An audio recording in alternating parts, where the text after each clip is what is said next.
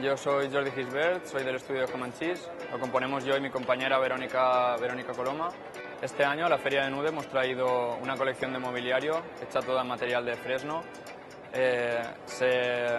La mesa se despliega para pasar de 2 comensales a 4 y las sillas también. Pasan de ser 2 sillas a salir una de dentro de la otra para que haya 4 y puedan usar todos la mesa.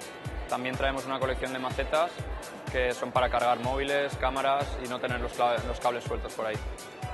La mesa está hecha de fresno y está lacada en tono natural.